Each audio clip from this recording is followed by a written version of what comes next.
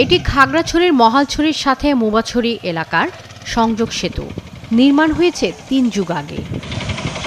এরই মধ্যে সেতুর দুই পাশের অংশ ধসে গেছে, মাঝে বিভিন্ন অংশে দেখা দিয়েছে ফাটল। এলাকাবাসী বলছেন, গেল ৯ বছরে সেতুটি পারাপারের অনুপযোগী হয়ে পড়েছে, যে কোনো সময় ধসে পড়তে পারে। সিঙ্গিনানা দোকার জন্য এটা বড় সবচেয়ে ব্রিজ, সেটা অনেক ভেঙে গেছে। সেটা সরকারের প্রতিদৃষ্টি এখন এটা দ্রুত ঠিক করার জন্য।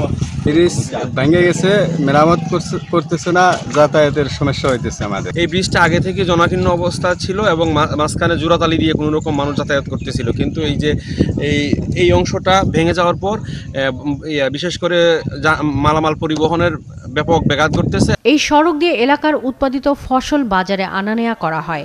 একই সাথে স্কুল কলেজের শিক্ষার্থীদের কাছে এটি একমাত্র পথ। যে কোনো সময় দুর্ঘটনা ঘটতে পারে বলে আশঙ্কা করছেন স্থানীয়রা। তাদের অভিযোগ, জনপ্রতিনিধিদের অনেকবার জানিয়েও পাননি কোনো সমাধান। জনগণ মানে এই নেতা ফেতা যারা আছে ওদেরকে বলে দিছি, কিন্তু কাজ তো হয় না। আপনার দেখে ওই উপরে ওই কানা হয়ে গেছে, ওখানে কোনো রকমে রিপেয়ারিং করে কোনো রকমে চলে আসে। ব্যবসায়ী যারা আছে তাদের মালামাল আনয়ন করার জন্য এখানে যে সমস্যা হচ্ছে, আমরা যাতায়াত করতে পারতেছি না, এখানে উন্নয়ন ব্যাহত হচ্ছে, এখানে কোটি কোটি টাকার লোকসান হয়ে যাচ্ছে। নির্বাহী প্রকৌশলী বলছেন, বরাদ্দ না পাওয়ায় তারা সেতুটির মেরামত করতে পারছেন না। রাস্তাটা মেনটেন্যান্স থেকে আমরা করছি, কিন্তু মেনটেন্যান্সের মধ্যে কিন্তু ব্রিজটা অন্তর্ভুক্ত নয়। ব্রিজটা কিন্তু অনেক টাকা প্রয়োজন, ওটা সয়েল টেস্টের প্রয়োজন, প্রয়োজন, স্থায়িত্বের প্রয়োজন।